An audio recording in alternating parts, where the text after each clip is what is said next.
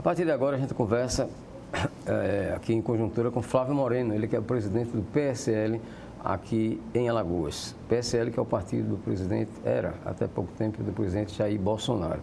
E na campanha, ainda filiado ao PSL, o presidente prometeu a implantação no Brasil inteiro de escolas cívico-militares. Alagoas está fora desse contexto. Por quê, presidente? Sim, nós pedimos, inclusive, ao próprio presidente, ao Ministério da Educação, para que a escola cívico-militar viesse para cá, para Maceió e para Alagoas. Infelizmente, o governo do estado não aderiu no tempo hábil às escolas cívicos militares, a esse programa federal, e a prefeitura de Maceió, ela num primeiro momento aderiu e num segundo momento, por conta da contrapartida que existia, a prefeitura deveria ter uma contrapartida, ou era um uniforme, ou era a contratação dos militares, ou um ou outro, e a prefeitura não quis essa contrapartida, arcar com essa contrapartida e cancelou a adesão. Nós entramos também em contato com o prefeito, tentamos rever isso, mas como a vaga daqui, pelo cancelamento, eles não disponibilizaram para o município de Maceió, para o estado, colocaram em outro estado, e o subsecretário, das escolas cívicos militares, em contato comigo, em Brasília, se prontificou que em setembro vai abrir uma nova inscrição para adesões. Se a prefeitura de Maceió aderir, nós teremos a escola cívico-militar em 2021. O que é que tem de diferente uma escola cívico-militar? Uma escola cívico-militar, ela tem um padrão diferenciado de educação, de disciplina e do corpo técnico, corpo profissional, que inclui profissionais das áreas militares, das Forças Armadas ou da PM. Então, nós temos uma grade curricular diferenciada que vai levar o aluno disciplina, uma educação melhorada, os valores da pátria, os valores cristãos. São as escolas no Brasil, públicas, no Brasil, que têm o melhor desempenho, inclusive no Enem. Então, é uma escola padrão, diferente do atual modelo que existe hoje no Brasil, em que a gente assiste a falta de respeito com os professores, a falta de educação dos alunos, que vem com uma qualidade educacional péssima, está aí comprovando todos os índices, principalmente aqui em Maceió e em Alagoas. Então, a gente precisa ter uma escola padrão, que é a escola cívico-militar, e nós defendemos que ela não seja em apenas uma escola em Maceió, mas em todas as escolas públicas municipais de Maceió que sejam implantadas as escolas cívicos militares. Aproveitando, o presidente Bolsonaro completou 14 meses de gestão, 14 meses de governo. Qual o balanço em relação ao estado de Alagoas? Sim, nós temos um balanço positivo. O estado de Alagoas recebeu, durante o ano passado, 1.374 bilhões de investimentos diretos do governo federal.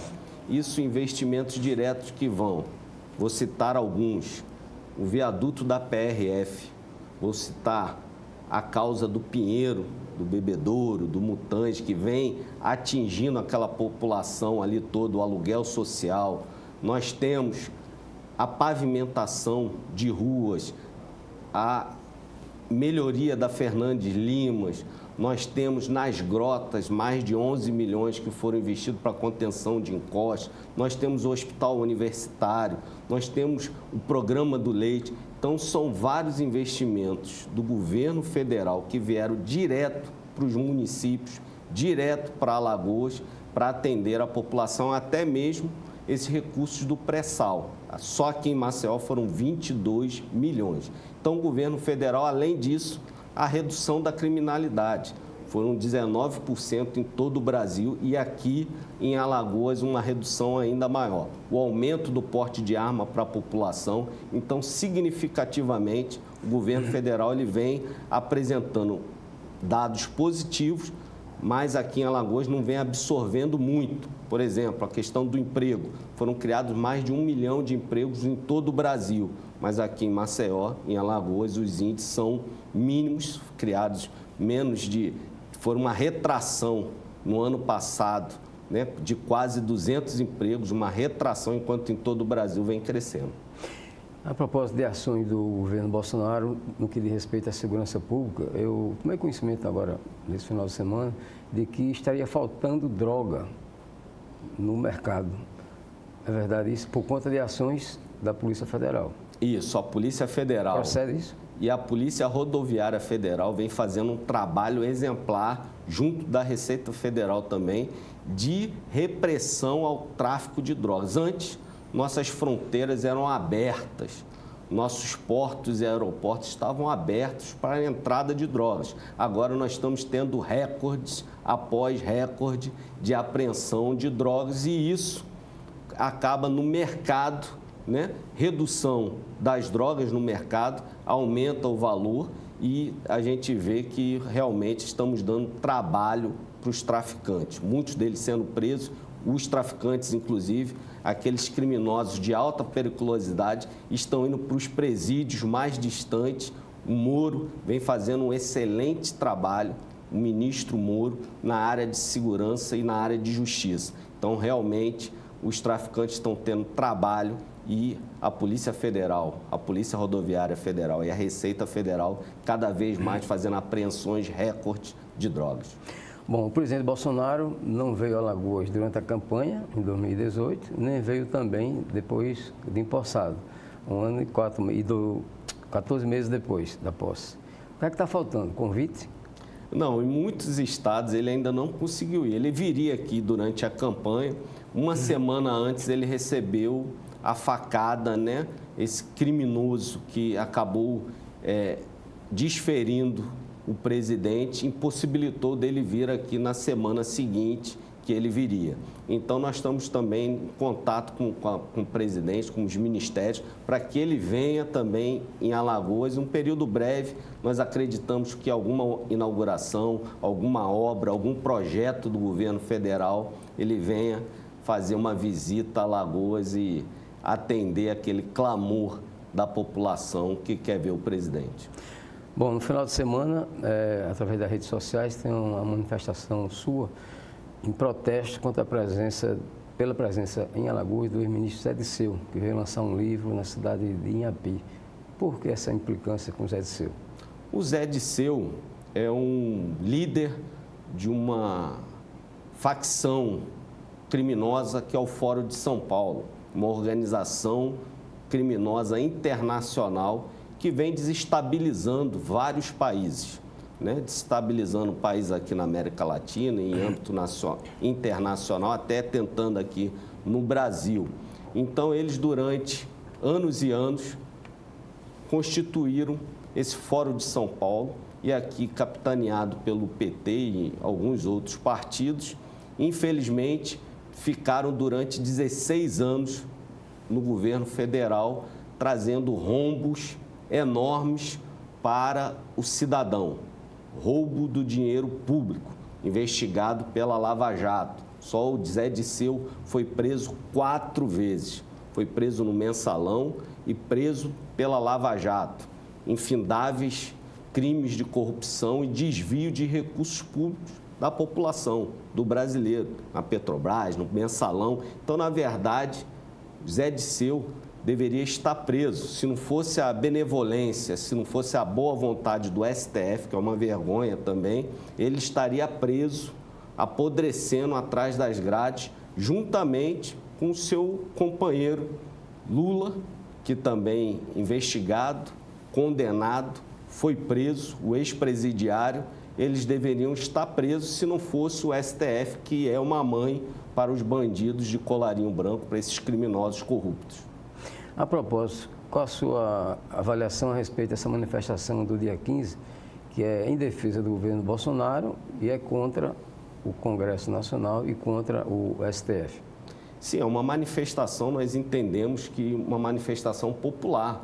O povo indo às ruas, ele quer sim que aquilo que defendeu em 2018, né? Um Brasil sem corrupção, um Brasil progredindo, mudando. Então, a população, ela de forma espontânea, está indo às ruas defender esse legado que foi colocado para todo o Brasil em 2018. Nós entendemos que agora, na terça-feira, vai ser votado o veto pela manutenção ou não do veto 52, que é um dos principais motivos, inclusive, para essa manifestação. Por quê? Estão colocando 30 bilhões para um relator apenas da lei orçamentária controlar esse dinheiro e dividir entre os parlamentares. Então, na verdade, o que se coloca é o ajoelhamento do governo. Se esses 30 bilhões forem colocados para esse relator administrar esses recursos do governo federal, do executivo, porque ainda, se não for executado, em 90 dias, o presidente e os ministros poderão entrar em crime de responsabilidade. Então, é uma afronta à democracia, é uma afronta à divisão dos poderes, né? A divisão do executivo, legislativo, judiciário. Então, é cada um cuidando do seu quadrado, o executivo executando, o legislativo legislando, o judiciário julgando, e, na verdade, a gente não está vendo isso no Brasil. Então, nós precisamos mudar essa realidade e a manifestação do dia 15, ela é louvável. Nós entendemos que precisamos defender as instituições, mas precisamos cobrá-las para que elas venham a desempenhar seus papéis de forma verdadeira e exata e não se meter uma nas outras. Bom, vou falar agora de política especificamente. Como é que está o PSL em relação às eleições municipais aqui no estado? O PSL já está constituído em 50 municípios, estaremos com candidaturas majoritárias já em 20 municípios e temos chapas nesses 50 municípios. Nós estamos crescendo a cada dia. Esse é o último mês de filiações, inclusive da janela partidária para vir prefeitos, vice-prefeitos, vereadores para o partido. Nós entendemos que chegou o momento da mudança e renovação. A mesma que teve em 2018, ela precisa chegar nos municípios.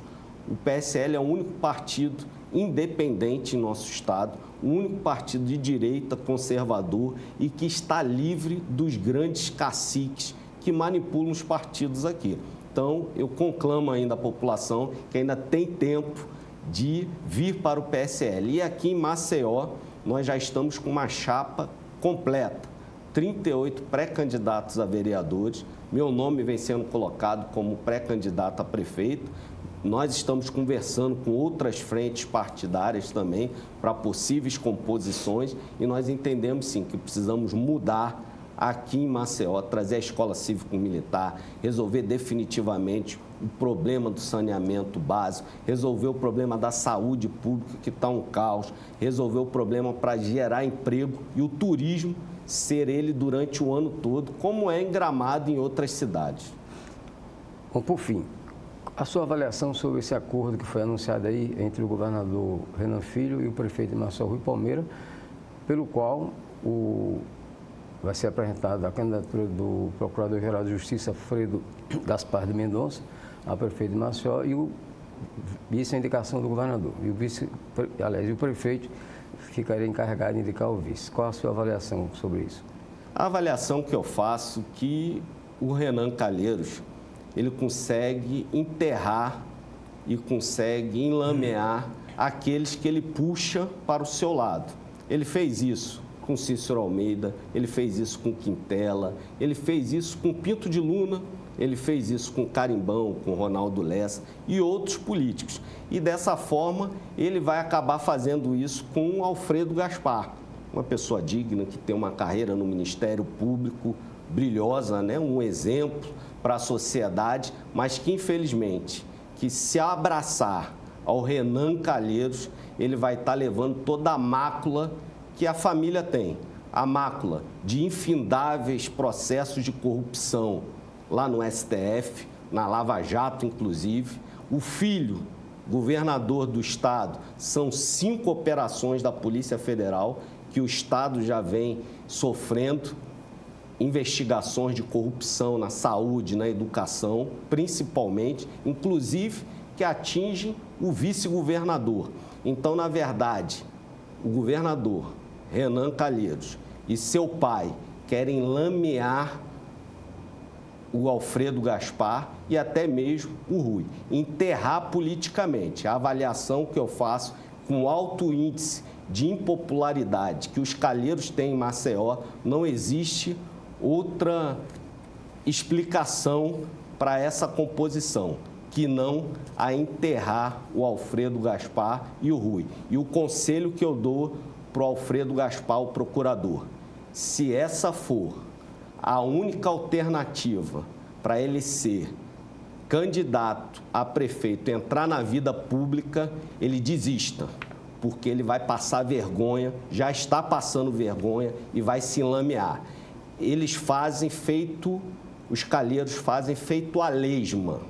Eu já dei essa explicação para alguns amigos, inclusive, eles fazem feito a lesma.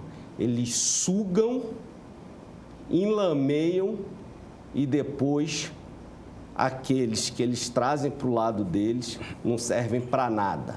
Então, na verdade, esse é o conselho que eu dou para o Alfredo Gaspar e para o Rui. Não se lameiem. Vocês que têm uma vida pública, que podem ter um progresso mais ainda, né? Uma vida promissora pública, se juntarem aos Calheiros, vocês vão se enlamear e passar vergonha. Ok, muito obrigado a Flávio Moreno, presidente do PSL Alagoas, pela sua participação aqui em Conjuntura. E muito obrigado a você, telespectador, por nos acompanhar.